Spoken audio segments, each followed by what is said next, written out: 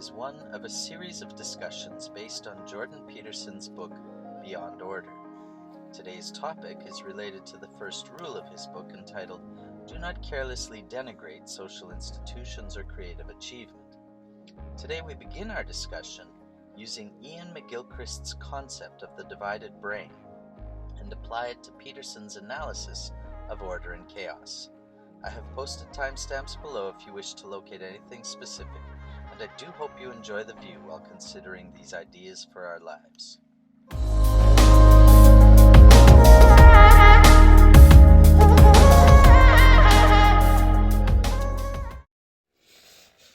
It's recording. Hi, Moni. Good morning. How are you recently? I've been doing pretty good recently. I'm gonna to get my vaccine next week. So, it's good. Are you excited? No. A little bit scared, actually. I see. Yeah, because, anyway, so today we're not gonna to talk about vaccine. Oh, okay. So, last night I watched Peterson's interview with a guy named Ian McGilchrist. And since he is a scholar in London, so British anyway, I don't know if really exactly London. McGilchrist. Ian McGilchrist sounds Scottish, maybe. Maybe, yeah. And he has the book, The Master and His Emissary. And also The Master and His Emissary. Yeah, and also he is writing a new book like Matter of Things. Matter of Things? Yeah, haven't published yet. He just sent the manuscript to Peterson recently. Oh, so, really? Yeah. Sent his manuscript to Peterson. Yeah, so Peterson's becoming ridiculously the center of everything.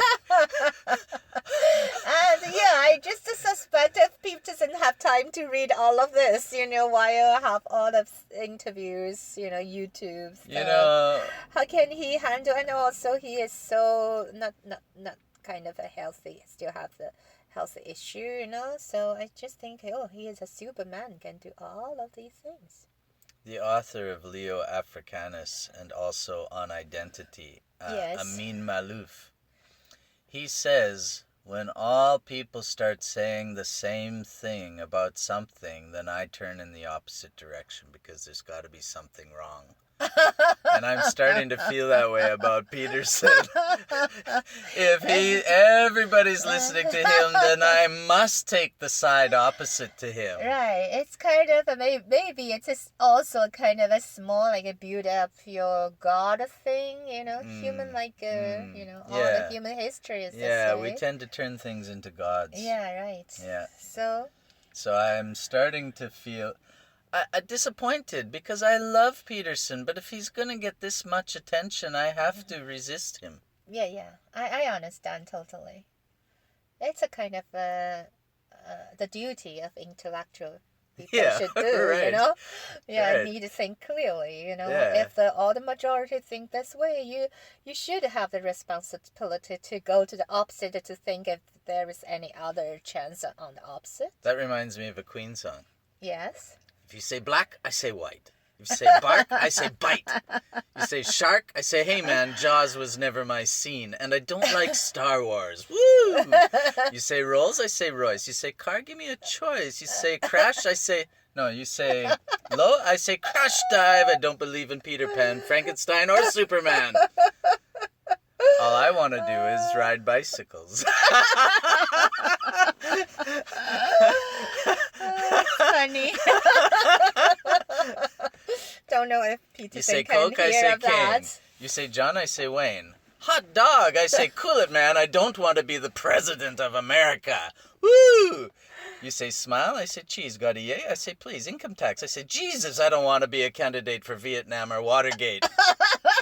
All I want to do is bicycle race. It's funny, yeah. It's matches, actually.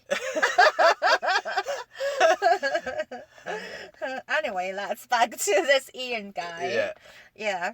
I think, why he catch my attention is because in this interview, the first word they're talking about is attention. I see. Mm-hmm. Yeah, seems in his book, he is describe what attention is. Yeah. Seems Peterson said, so seems attention is kind of a different as intelligence, different as a consciousness. So what attention mean? So then he gave this definition of attention, what he think. So he think like the attention is you bring your consciousness to meet the world. And this, I like it. Then this actually captured my attention.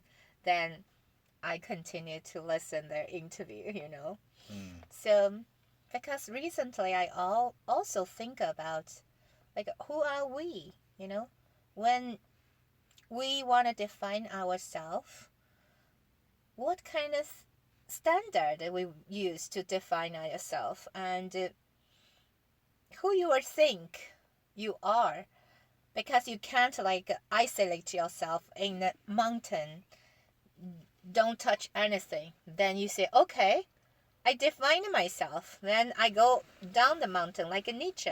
Nietzsche has a book like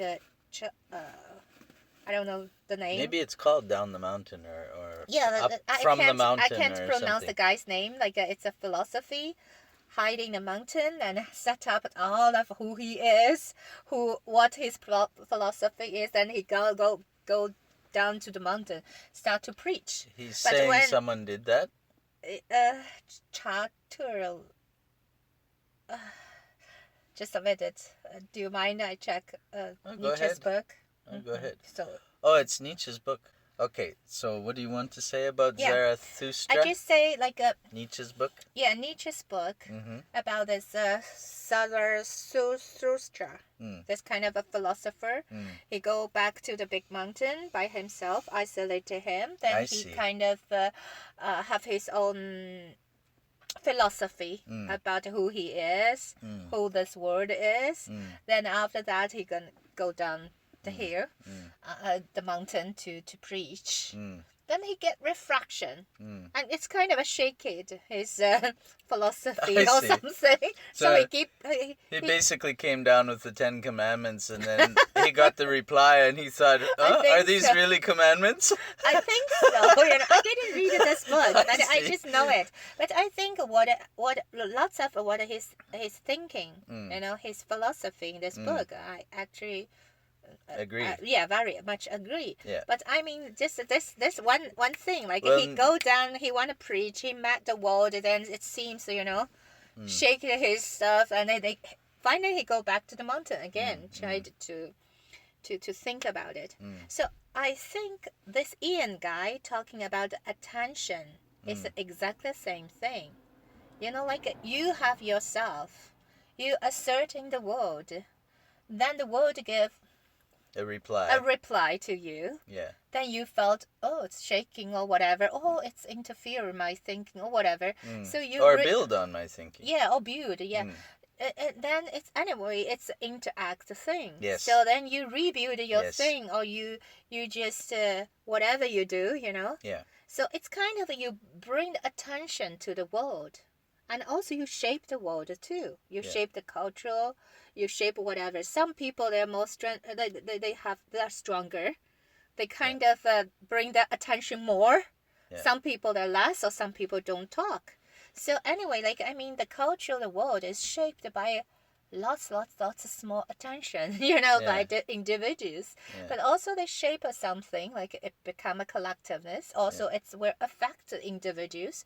So this is the history. So I think it's something.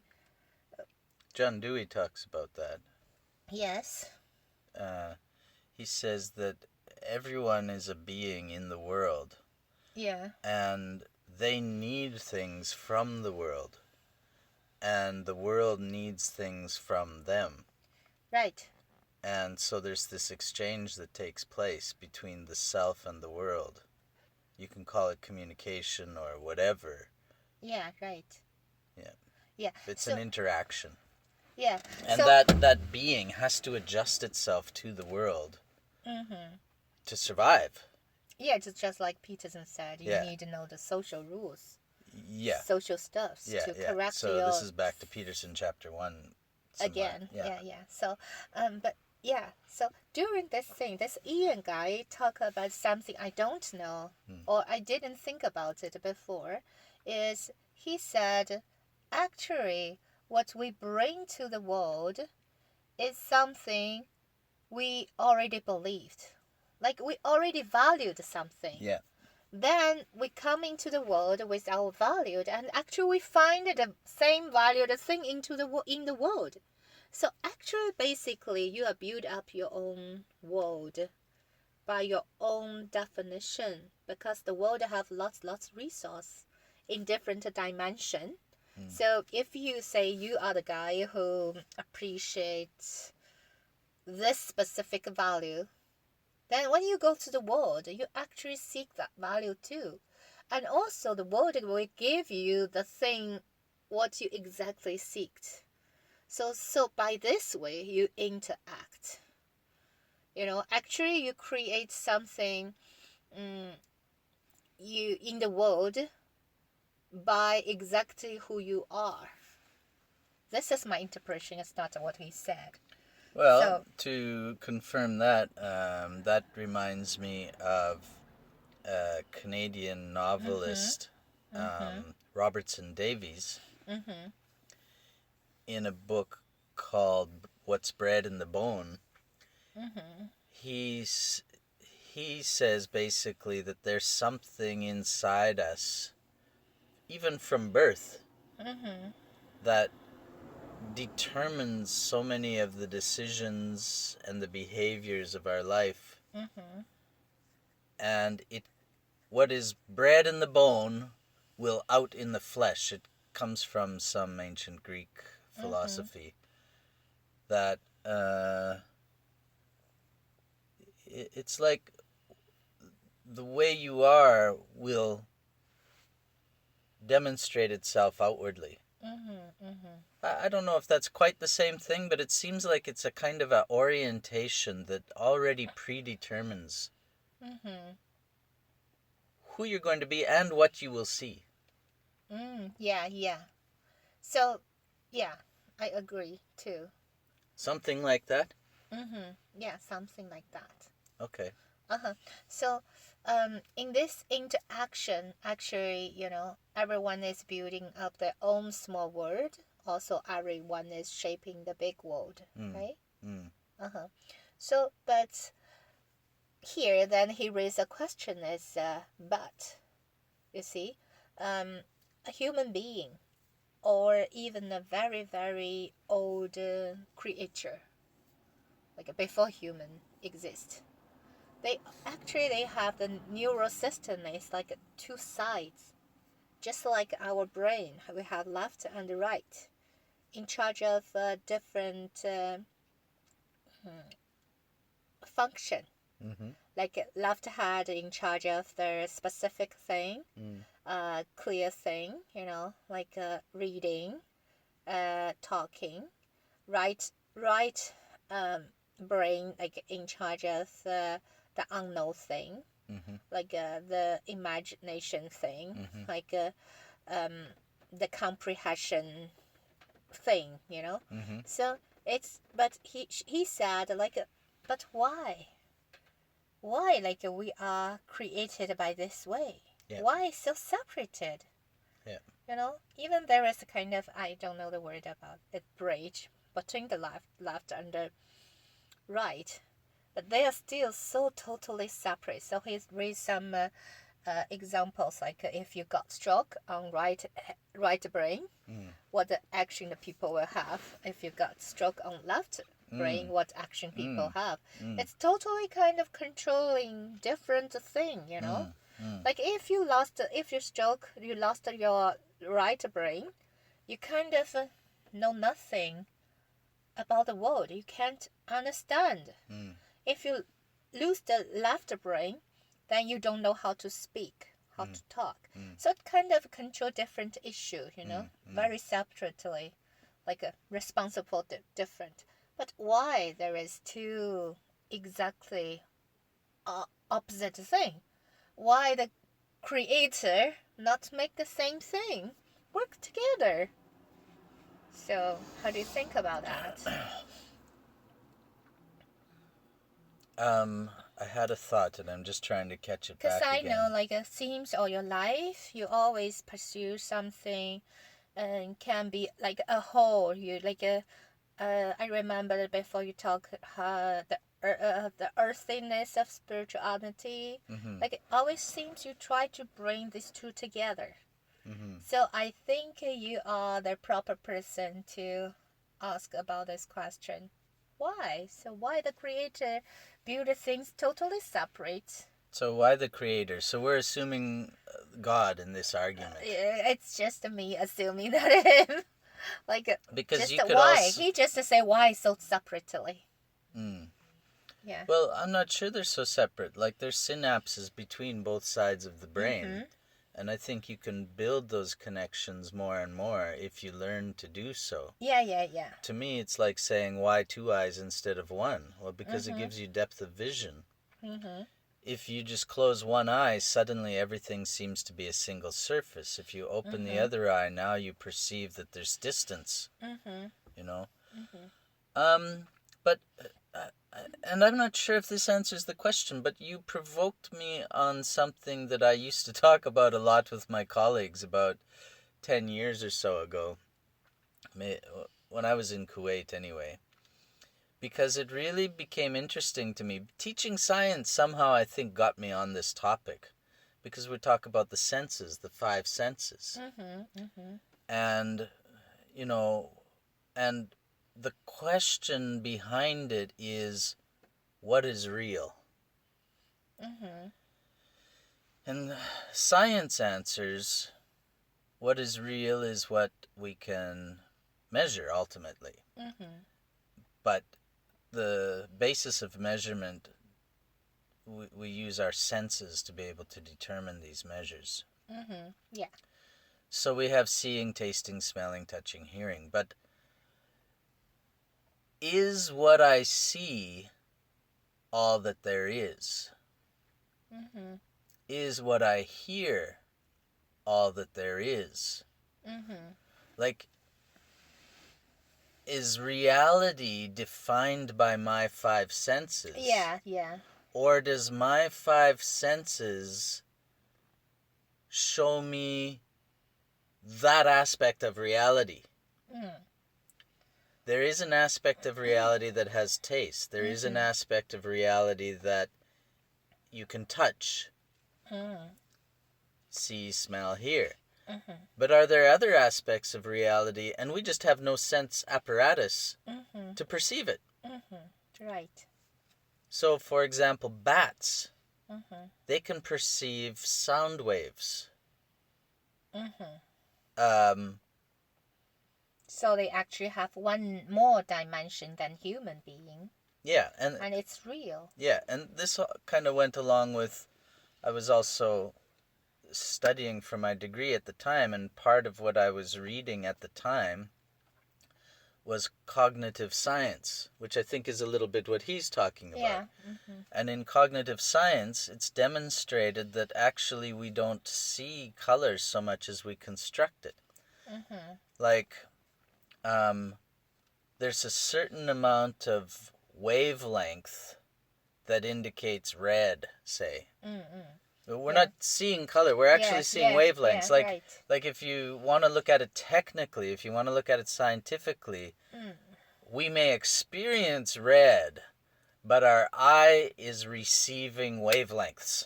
Right. And if you see blue, you see different wavelengths.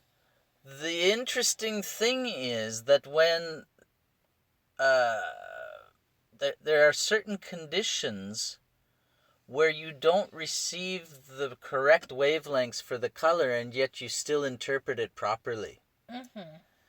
And then that's where they understand that actually the brain is constructing it. Yeah, right.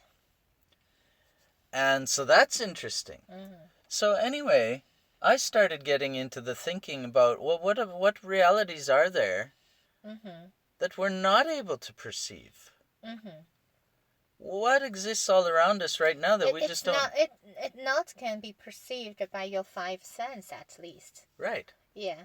Right. So also, maybe now you have some equipment or something, still not perceive the exactly real reality. Well, so that's the other thing. You can ask the question. You could, like, dogs have 4 color receptors. So, like, we have 3. Yeah. Red.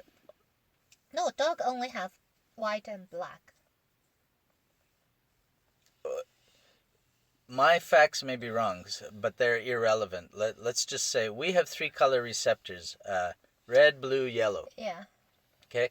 And from those 3, red, blue, and yellow, we make all the different color combinations. Right. We call it the color spectrum. Right. Artists mix colors to imitate what our eyes perceive. Okay? Now, dogs, okay, let's just say dogs only have 2 color receptors. You say it's white and black. But anyway, what they see is totally different. Yeah, right. Fish have 4 color receptors. Yeah. Not 3. Oh, I see. So what they see is totally different. So then you have to say, well, what the real color is. Right, right. What is reality? Yeah. Reality actually might be completely different. Yes. Like, now we're separating between our experience of the world and some other description of it that's separate from our experience. And then you have to say, well, what's the reality? Well, it depends on your purpose. Clearly, there is a reality we perceive and experience in our daily life, and it affects our conscious experience of the world. And consciousness is a totally other different realm of reality.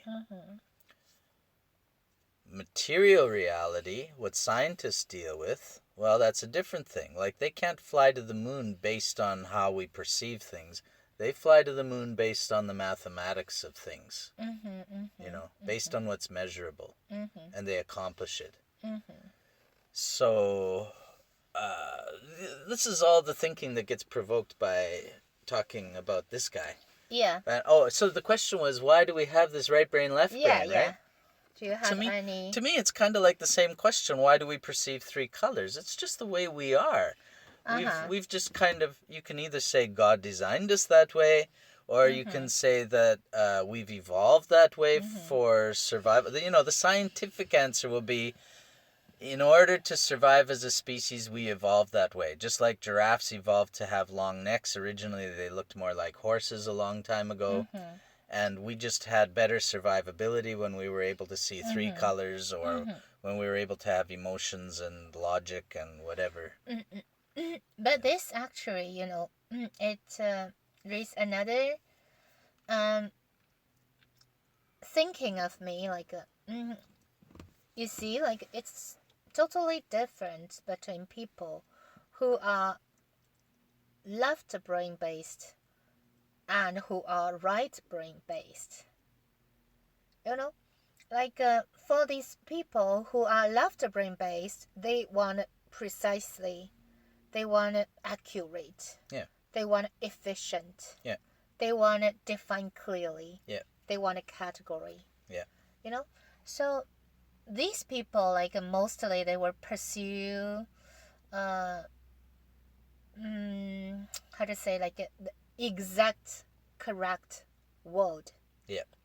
So for the right brain people, they may if the left brain people see, oh, what a chaos they are, seems they are no rule, they're kind of insane, and what are they doing? Like, wasting time, no efficiency at all. But also in the meantime, these people maybe create the beautiful music, they create the meaningful art for the world. So you see, like, both them, they actually bring their own reality to the world. Let's say attention. the attention to the world and communicate with the world, and the world also reflect back to them. Mm-hmm. But they, each other, seems just like this left brain and right brain. They don't understand each other. Mm. And they kind of point a finger to each other. And, so this is a very big phenomenon which I'm viewing now. And especially now in the second industrial world, seems that left brain is occupying all the world. Yeah. Like occupying the power. Yeah. So the right brain people kind of have no air to breathe, Yeah, yeah. So I've heard, in China, lots of choirs, the bands. Mm. Before they always perform here and there. Now they all face bankrupt. Mm. People don't need bands. People don't need you play the orchestra music or whatever. Mm. So it's dying, Mm-hmm. So these right brain people, they even can't live a good life now. Mm. So this caused me thinking, So how is the world? And I also see this in the world, more and more. The left brain people seems thinking they are more right now. Mm. Yeah. So what's your opinion about this? Mm. So, for example, because during this interview, Peterson also said something. He said when he is a boy, when he can remember all the detail of the block of the house in his block. Mm. But then when he grow up, when he is now, he just see house, no individual house anymore. And he said this make more efficiency because you already put a category house. You don't need to even think about it. Mm. Like when you already learn how to ride a bicycle, you don't need to pay attention to every detail, how your muscle goes with the bicycle riding. Right. So he think that it's a more efficiency, but it still costs something different because not cost something like he think, oh, it's different when I'm young and when I'm old. So this Ian guy said, yeah, but artist is not this way. Artist will take out one particular house, observe it, know all the details, or maybe give a painting on it, or maybe a construction of it. Like it's just a real thing, So when they see that one house, what? So this what's is essentially the difference? The right brain people will do when they singular this one house out to make it go deeper of the detail, all of the thing, what the house need, what this and that. This is kind of an odd thing. It's like you single a person out, then you write a poem about it, you investigate his personality or whatever. It's kind of an out job, not a category thing. So this, I think, the right brain people, what they're doing, have an art, having a particular person, go deep with him, have a particular house, have a particular rose, have a particular tree. It's also have the meaning there, Yeah. So, but seems it's neglected in this reality. Mm-hmm. So I just say, how you think about it? Well, I hope you can also. Well, you're making me think about a whole bunch of different things, and I'll just say what I think. Yeah, I'm sorry. I'm doing the Peterson's job. He just throw out, a bunch of questions, and the guy said, "Oh wait, you seems threw a lot of questions. I need to reply to you one by one." So and because I'm responding spontaneously, I don't have these sort of organized replies, and also I think your question is just kind of inviting me to say whatever. It's not like there's an opinion to attack here or to evaluate or whatever. Like, I think he's right. Yeah. You know, Yeah. I'll say that. I have no kind of disagreement. I think the kind of person you are, the kind of reliance you have, whether you're more right-brained or whether you're more left-brained, does affect what you see. I mean, there's an educational theorist who says, I think with my eyes. You know, what he sees as an artist, he's talking as an artist, Mm-hmm. is thought. Seeing is thinking in his mind. Mm-hmm. It's not abstract, it's very concrete. But anyway, Dorothy Sayers wrote a book called The Mind of the Maker. Mm-hmm. And she was assuming the artist. Mm-hmm. She was assuming God exists, and God is a creator, and that creator nature is in every human being. Mm-hmm. And so what is that nature? Mm-hmm. And she started talking about those who are more artistic compared to the mathematical mind. What is the artist like? Mm-hmm. And she says that wisdom comes from the artist. Yeah, he said similar thing. Procedures come from the scientist. So that's why he said the right brain should be the leader, not the left brain. If left brain become the leader, then... Yeah, so that's my essential... I've been thinking about Chapter 1, Peterson. To me, I don't know. To me, I think if there is a left brain, there is right brain. Why there should be a master and a follower? Why not be equal? But he said the right brain should be the master. The left brain should be the follower. So, yeah, I just wanted to know your opinion. Yeah, so when I think about Chapter 1 of Peterson, and if what he says is true, that we need to conform to the world, then my thinking is, well, then there'll be no leaders. Because leaders are about creating new worlds, and people need to follow. Mm-hmm. And that's what Van Gogh was doing. Mm-hmm. He was not conforming to the world, he was creating a new world. Mm-hmm. And he was on the cutting edge, so he suffered so much. He made a breakthrough. The painting world at that time. Right. And so now there's all this appreciation because he was part of changing the world view of what is perceivable. Like his attention to interfere or interact with the world is kind of so stunning. Yeah. Change the world collective world view a little bit. Yeah, he's a participant in reshaping the world. Yeah, right. Not just the person. Right.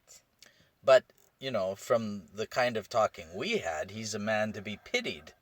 But from the point of view of who's going to lead us to the next generation, he's to be admired as a leader, Yeah, right. And he led in a way that caused his suffering, not other people's suffering, which makes him even more admirable. Because he took the suffering upon himself, But then you say, well, what about his family and what about... Yeah, okay, so some people near him maybe suffered, but it's not like Chairman Mao, where so many people died, there's more suffering there. So you don't really pity Mao, but maybe he's also an artistic leader, Anyway... But what Dorothy Sayers said about the creative mind is that you can't find its source. And it's very frustrating to the logical, sequential kind of mind. They say, here you, give me your solution. How do you come to these solutions? And she says the difference is the logical mind is wanting to solve surface problems. The artist has his hands on the premise of the world. The major premise. She says the artist has their hands on the major premise. Yeah. They're dealing with the essential. Yeah, kind of a wisdom. The heart of reality. And the heart of reality shakes the foundations of all the things that the logical sequential people are trying to secure. And so it's a kind of a threat. Yeah. And they don't understand it. Right. So the logical sequential tries to make everything into a solid, which threatens the artist who will lose their grip on reality if they conform to that logical sequential.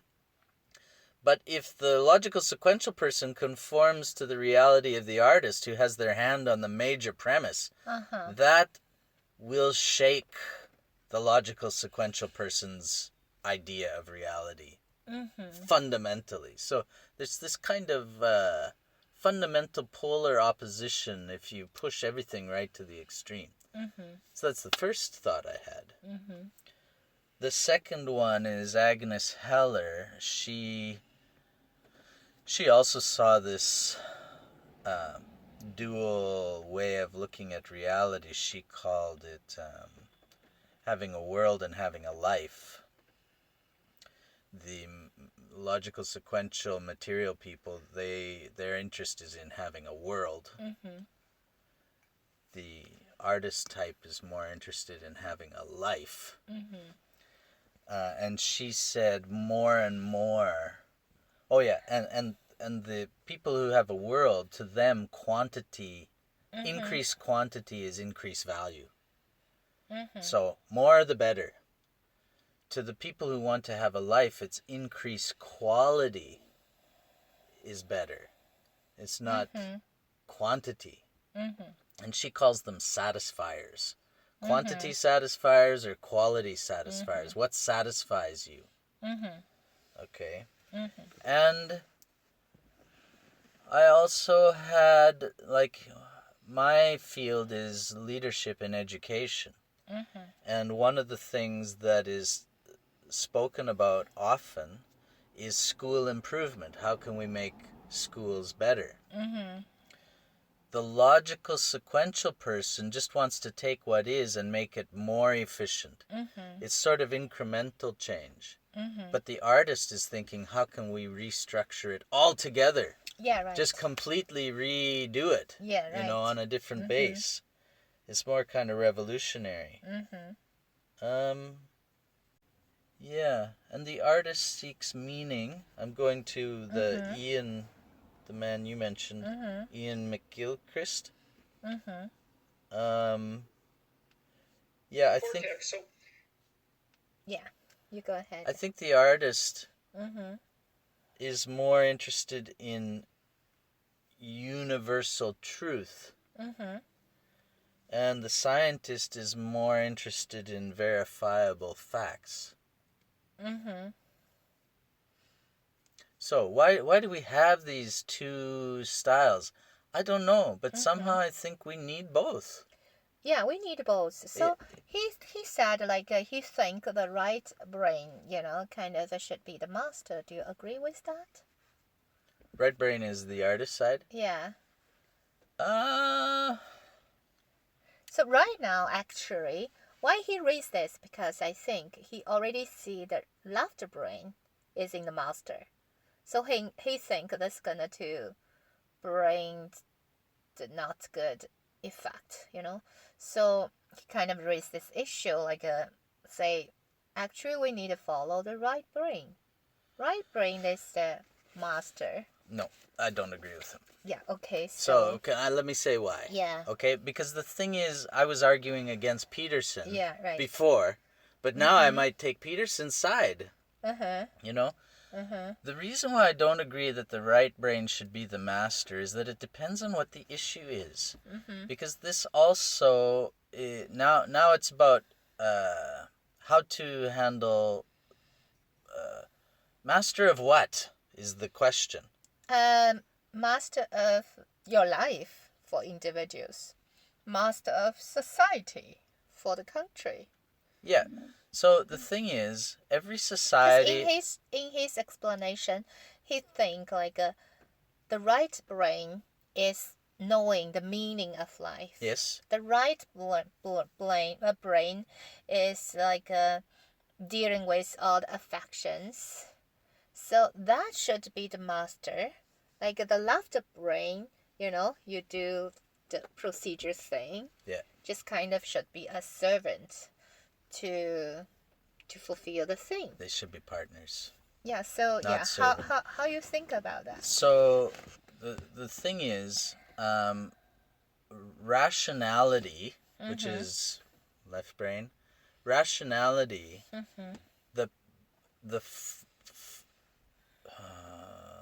the successful function of rationality is to solve problems, material problems.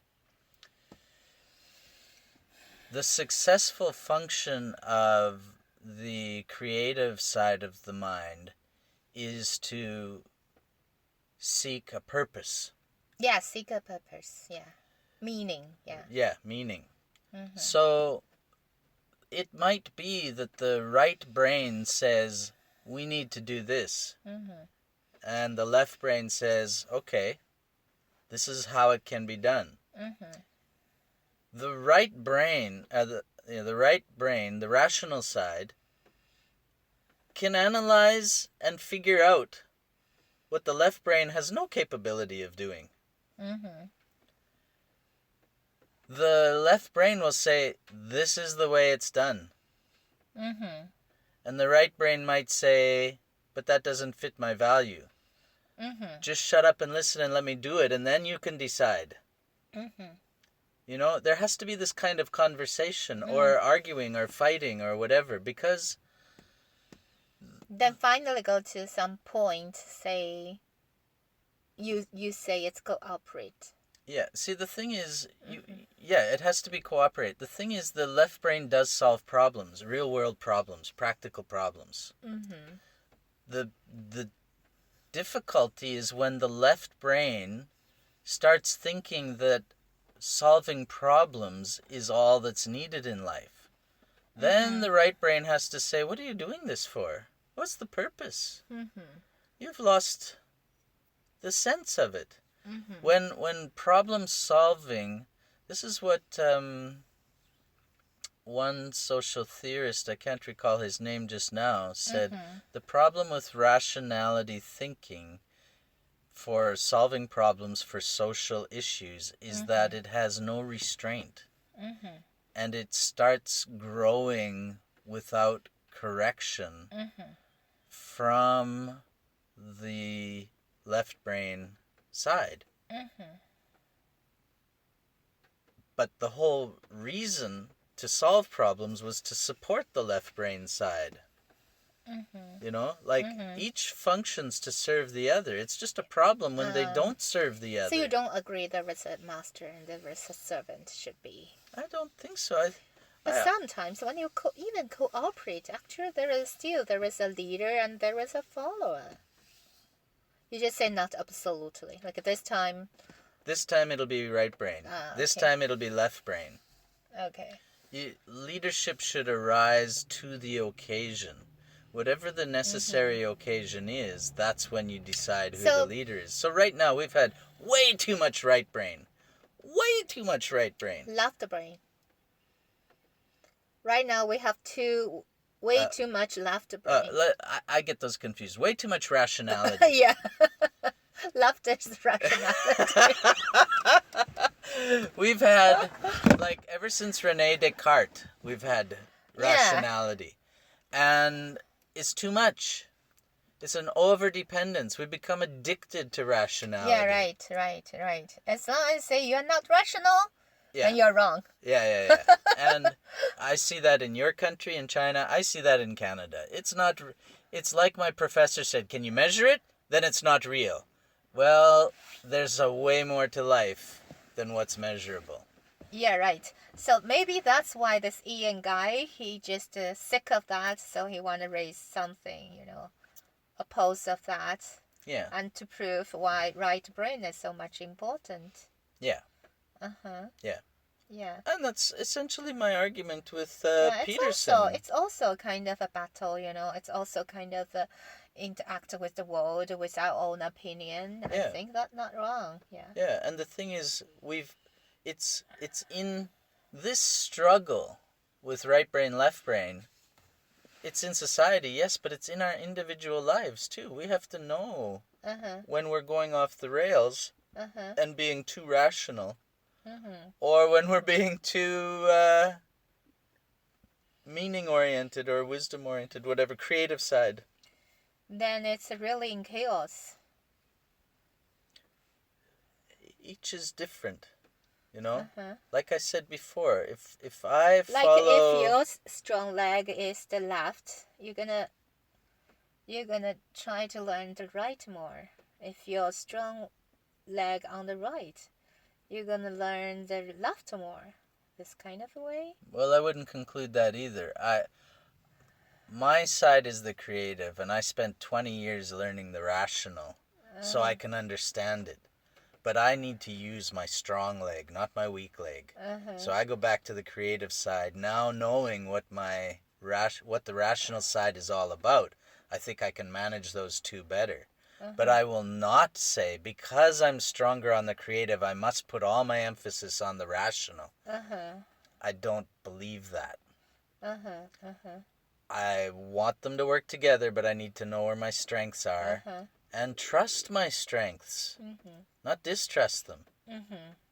But also not like exclude the opposite side out. Because when you exclude the opposite world out, you're actually not seeing the real world too. Well, so that calls for judgment. There are times where the opposite side may, in fact, be the enemy.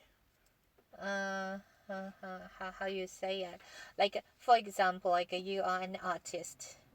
So you, based on your right brain a lot. So then you do all of the things. Like Chairman Mao in China, he basically is a poet. His strong side is the big vision of the whole world. Like he has so big vision. He always seeking life meaning for everyone. Actually, when he posed that project, his ideal world in Chinese people to build a new world to join all the people together, it's a disaster. Because he lack of the love to bring people to realize it. Yeah. Don't know how to realize it with the big dream. Yeah. So then it's chaos. Then all the nation in the chaos, it's terrible.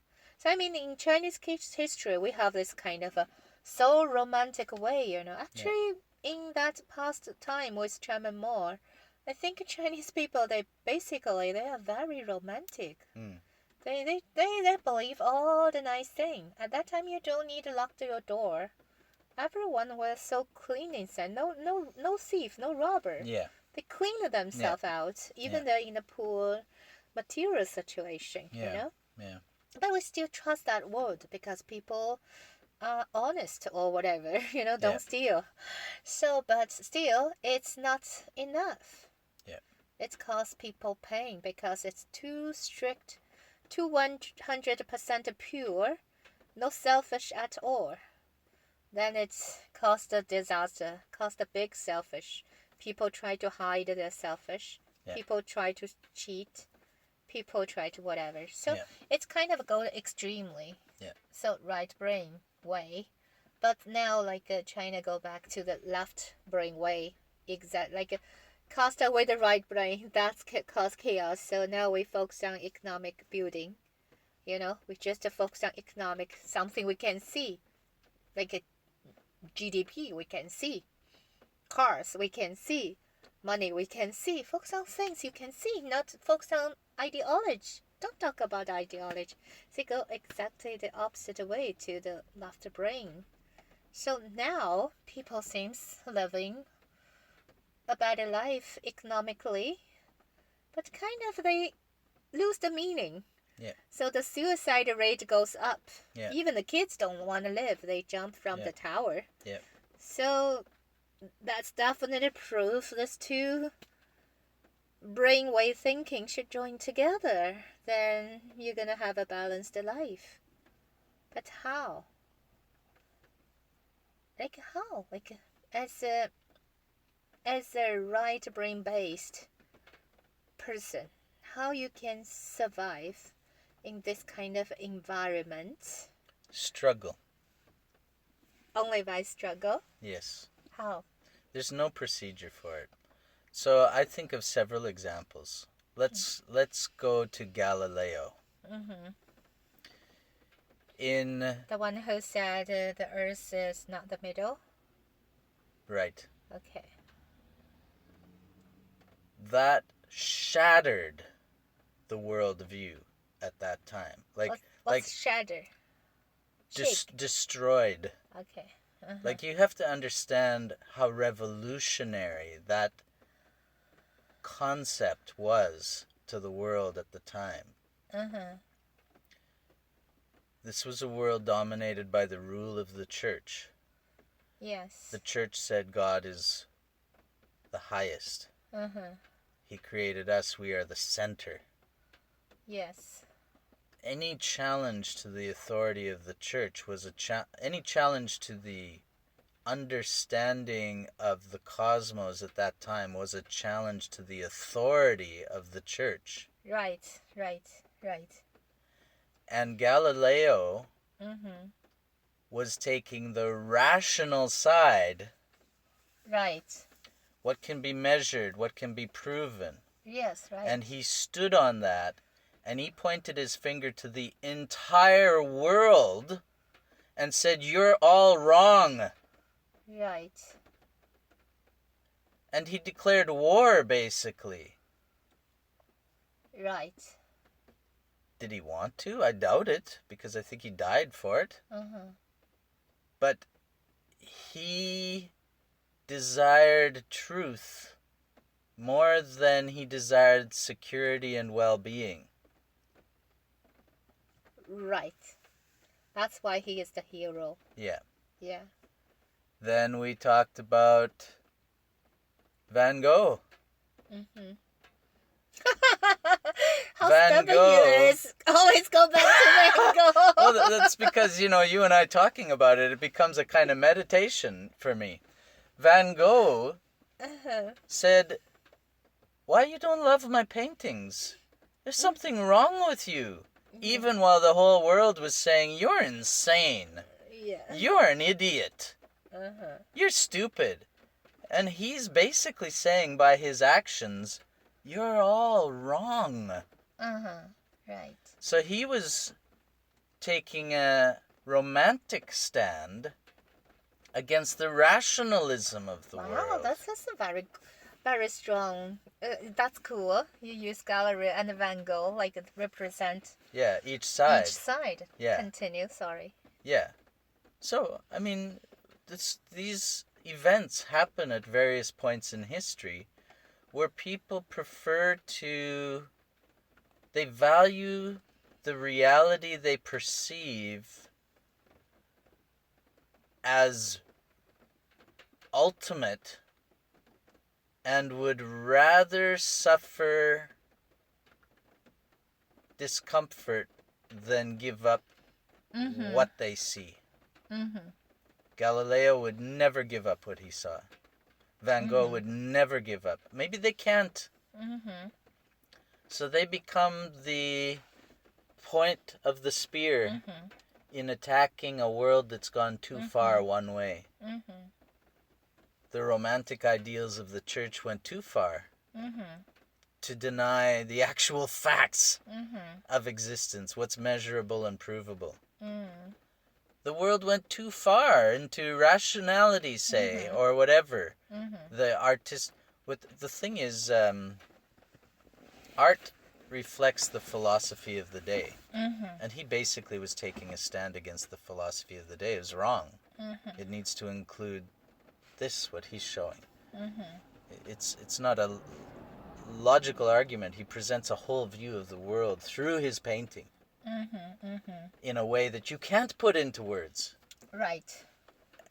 But basically by doing it, he's saying, you need to see this. I saw another reality. Yeah. And I'm showing you, which you can't deny. Yeah. And then if you are cornered, it's not my fault. Yeah, something like that. And then the person who are cornered hates him. Yeah. And I'll just make friends with all the crazy people because they seem to have more reality than all you guys. Yeah, like at that time, the crazy. Yeah. Using at that time the frame of crazy, they're crazy. Yeah. Right. Yeah, so actually, like they push their boundary bigger, like how to say, forward, like for this. This kind of a people. So how do you balance it? Yeah. In society, it's struggle, and in yourself, it's struggle. It's struggle. It's a conversation, but, or it's... I think there's what I observed is, you see this Ian guy. I think he's a right brain people. Say creative or analytical?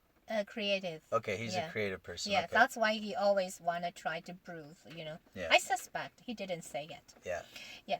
So I think basically this right brain thinking people, they kind of thinking about bring the left side join together. Yeah. Why? Because they met the reality. Because in reality, you need money to buy bread. Yeah. You need a survival. You can't not have the left side to survival in this world now. Yeah. Like before, maybe in ancient time, you can be a monk. You can be a nun. Mm-hmm. You can be whatever. You can be like a rich people's follower. Mm-hmm. You can support yourself. But now you can't. You have to go to get a job. You needed to get trained. So they have to. So they will think more about how to join these two together. But the left brain thinking people, actually they can survive. Maybe not even survive, they can live better in the real world. So they actually feel no need for the right brain, Oh, it's cause chaos, and even I don't understand why I should devote myself to dig out another area. I'm tired. After work, I'm gonna want to just have a beer or watch the movie. So I think they stay on that life. They reluctant to take that side in. So make the society go more and more forward to the left. And make the right brain people more and more frustrated to feel no space at all in this reality. Yeah. So I think this is the basic fundamental conflict there. And make the right brain thinking people vulnerable. Yeah. They will think, no space. And why always we wanted to join you guys together and you never want us, Yeah, yeah. So I think this kind of a conflict as an individual, how you face it, or I've seen the society, how can make it better.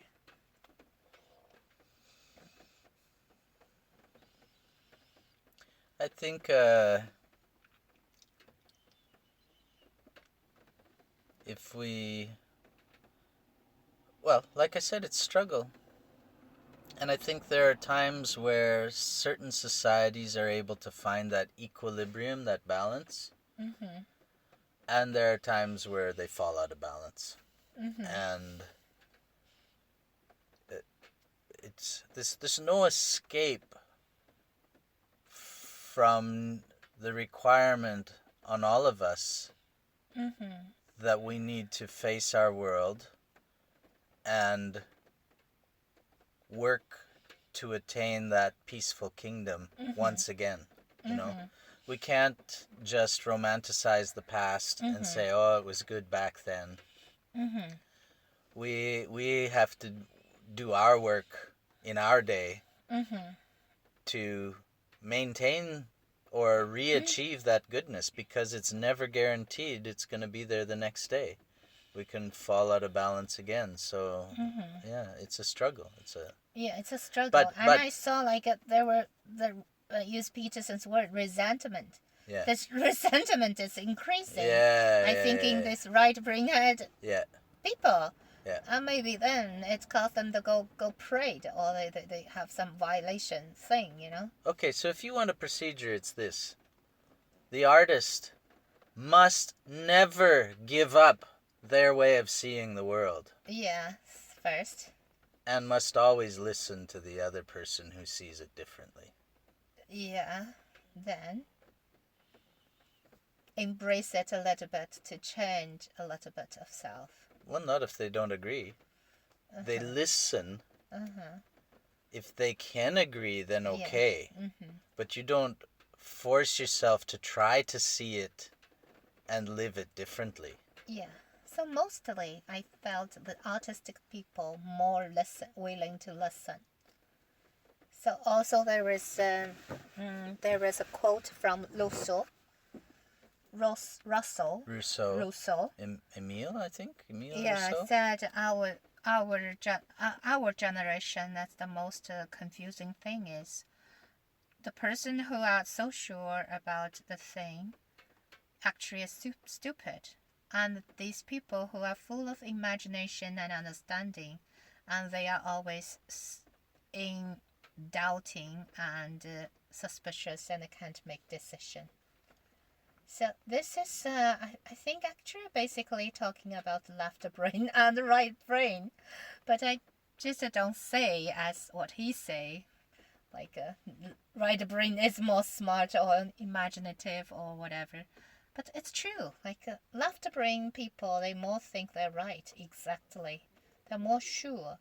And they will push the things forward, They're easy to corner you, like they're easy to think they're so righteous to corner other people who have the different view. But the right brain people, they are more understanding, they're more acceptable than they have no place to stand on, So this is what I see too. Yeah. So I have two thoughts about this. One, this goes back to what I said, I think, at the beginning of our talk. Yeah. With Amin Malouf, who said, when everybody starts agreeing on one thing, then I will take the opposite view because surely there's something wrong here. But the reason why the logical sequential people come to their conclusions so quickly is because it's logical. Yeah. And it makes sense. Yeah. And reasoning is reasoning. Like there is 2 + 2 is 4, and you can do all these calculations. Right. But the artist is only intimidated if they accept the premise of the logical person. What do you mean? Pardon? What do you mean, accept their premise? You accept their preconditioned thinking as right. But the artist is the one who has their hand on the major premise. They're the ones who know the meaning. So they should not be intimidated. If a cognitive rationalist, I keep using these different terms, but cognitive rationalist comes with an argument that is unassailable. You can't break it. That should not be intimidating. You just go to the very beginning of the argument and find out, well, what is their premise? If you agree with their premise, then their cognitive rational conclusion should be a good one. If you don't agree with their premise, then you don't have to listen to the argument. The argument has no meaning. They're not attached to the major premise. So then, no need. So what does that mean practically? Maybe, I'm just taking a simple nonsense kind of example, but just to put some flesh on it, Maybe the one person in the home wants to have a happy home. The other person says, well, to have a happy home, you need to have food on the table. And then there will be an argument about, therefore, why this should be A, B, C, D. And A, B, C, D creates an unhappy home. Okay? So the one who has the hand on the major premise, I want to have a happy home, says, I don't agree with you at your very beginning. To have a happy home, you need to have this. So all that arguing has no value. We need to agree on the major premise first. Now, the meaning person is always working at what the major premise is. Sometimes you refine that major premise. Sometimes you realize, oh, we've been standing on the wrong base the whole time. Then you need to basically go to the cognitive rationalist and saying, I know you have all your reasons, but let's start at the beginning. This is what's valuable. You know? So that's part of the kind of dialogue that the artist doesn't need to be intimidated by the cognitive rationalist. I agree with you. But let me push this thing forward a little bit. Yeah. Now we are in Canada. Like we have this so-called like free speech country, at least, right? You can talk whatever you think. You can make any decision you want as long as you don't hurt people. So okay, let's back to China.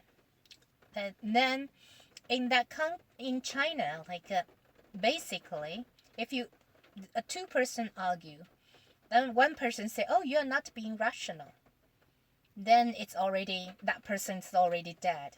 Because why? The rational, this left brain thinking way, it's already dominated. It's already the only truth. It's already the only absolutely truth. So if you're not being rational, you're wrong. You're already being defined as wrong. Yeah. So when you add that kind of a premise of the society, like everything will question, is that useful? Okay, let's question about music. Oh, when you listen to the music, you feel happy. Okay. Don't need to know why music make you happy. But if you make happy, yes, useful. Okay, good. So music is useful. But when let's say a kid, she gonna apply university, so then only her score about Mandarin, about math, about whatever physics matters to apply the university. Then at the time you're listening to the music, it's not useful at all. Cut the music out. So the music become not useful anymore. It's not practical anymore.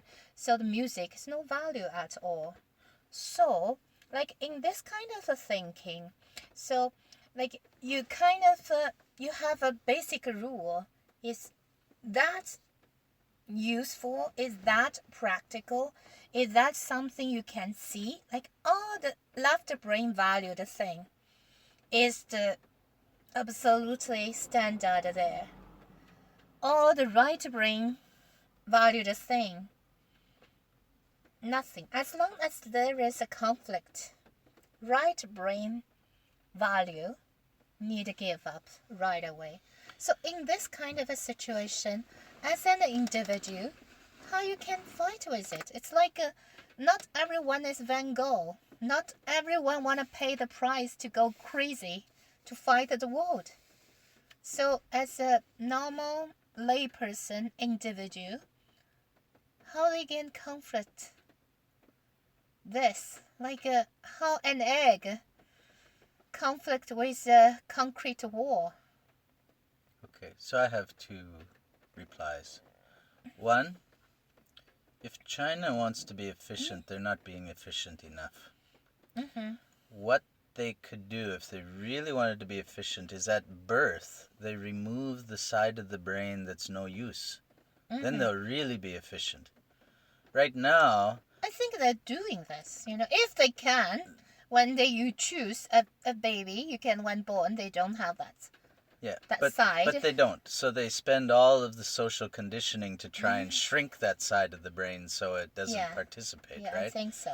So, but what I'm saying is they could do more. If they're really serious about this, they could just cut out that side of the brain. But then you have to ask yourself, you mean that side of the brain has no use? How did they determine that? Yeah, that's why I said in the beginning of the conversation, the guy said, why the creator make two absolutely opposite brain for us? So they need to think about that.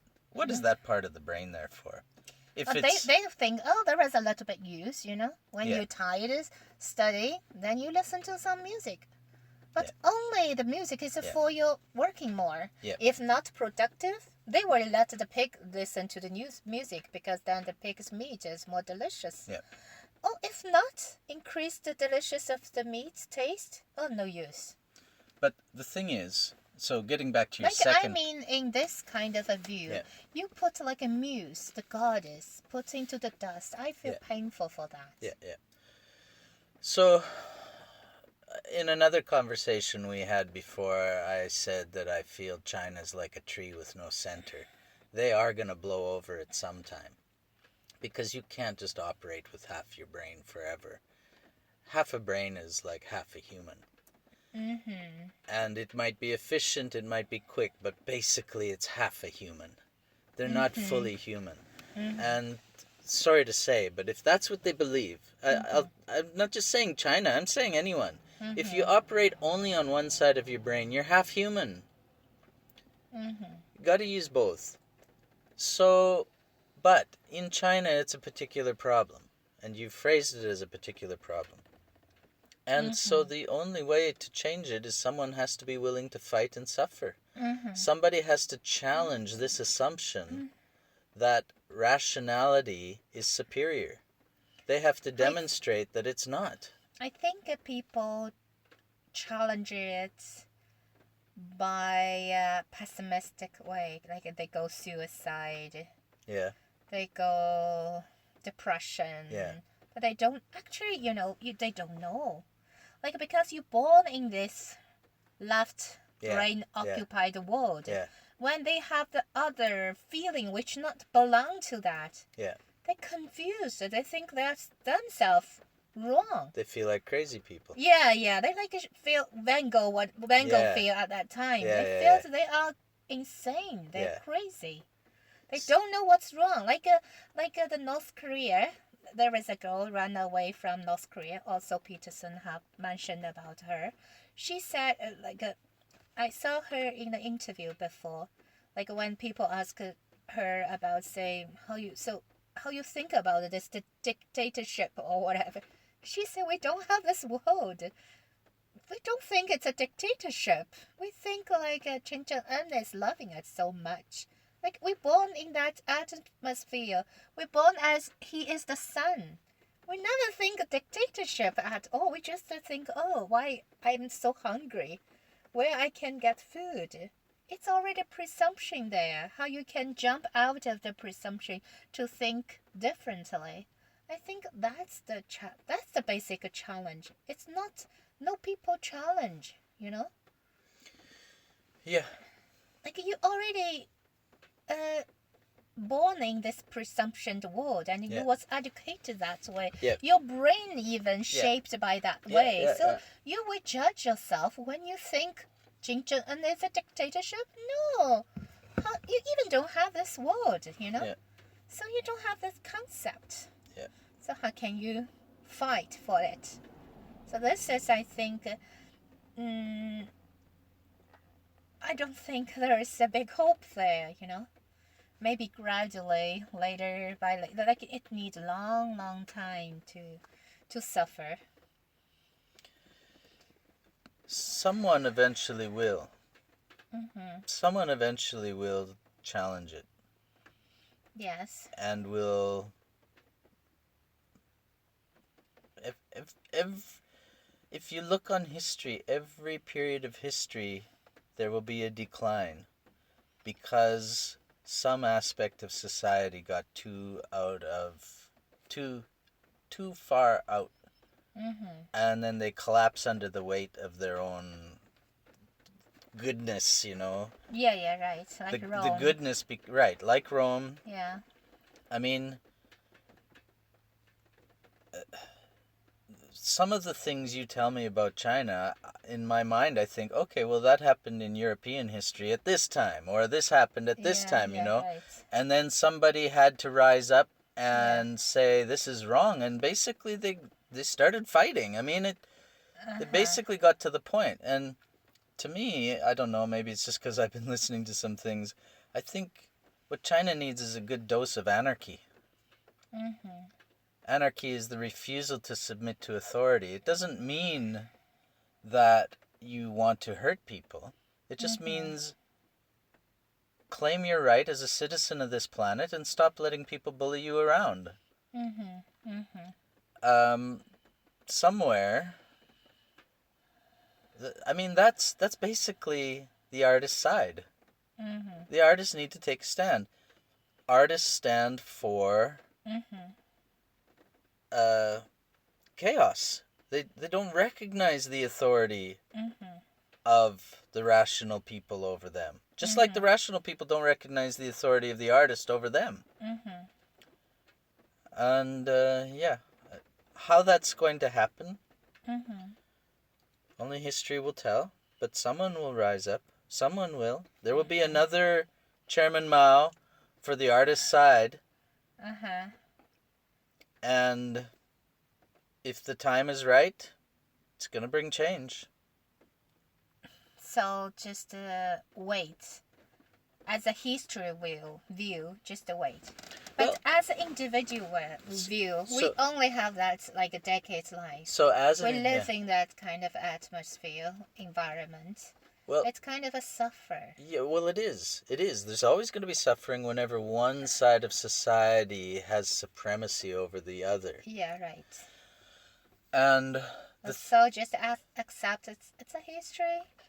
But this is where I like Peterson. This is where I say yes to Peterson. He says, tell the truth, never lie. If you take that seriously, everyone take it seriously. It's going to change the world. Yeah, I think so. But not everyone will take the truth seriously. Right, but the thing is that is the solution to the problems of the individual. The problems of the individual are solved to a great degree by simply being truthful. Yeah, right. Because now you're bringing reality to the world. Yeah, right. And reality is not the way the rationalists define it. It's bigger than that. Yeah, right. Yeah. And so that's another way. You know, I say another Chairman Mao will rise up, but another way is the people rise up.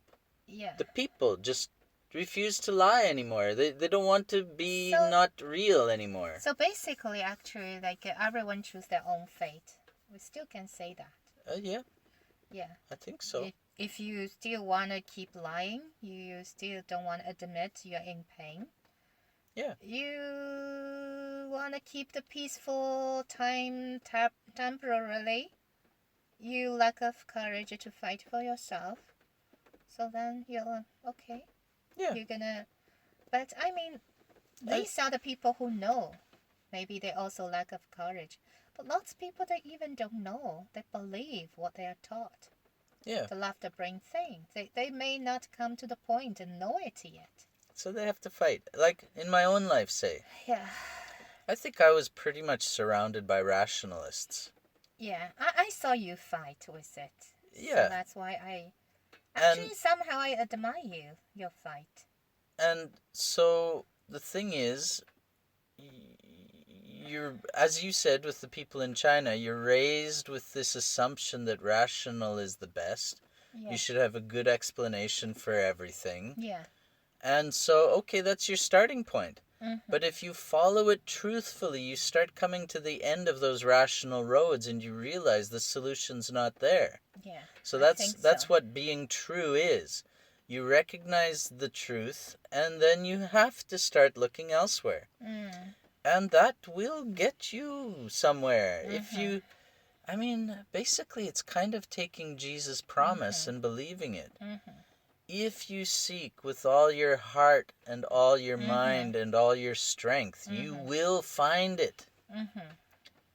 So it's a kind of promise. And I believe it. I think that has been the procedure of my life. I've rationalized my way out of rationalism. And I believe there will be Chinese people who will do that too. Yeah, hopefully. Yeah. But, you know, Agnes Heller said, these two groups of people have a world and have a life. Everyone needs to have a world. Only some choose to have a life also. Wow, really? Yeah. It's cool. Yeah, so that kind of goes to that Maslow's hierarchy of needs. Uh-huh. You have the house, you have the food. That's enough. I don't need more. And then there's another group of people who will never be satisfied with just have a house and have food on the table. They see that there's more to life. There is a seed, there is a desire. I think the Creator already put in your heart. Yeah. Even you pretend not see, you still have that desire to rise up, to ask you why. Yeah. Yeah. But in a way, I kind of disagree with Heller in this sense. I think the ones who have the food on the table and think that's enough, I think they still need the artists. They just don't want to admit it. I think so. So wait for the day they have to admit. So thank you for today. Thank you. That's a good conversation. Yeah. Okay. That's it for today. Come back and check out some of our other videos. Please put your comments below, hit like and subscribe with notifications if you wish to join in conversations with us on other topics.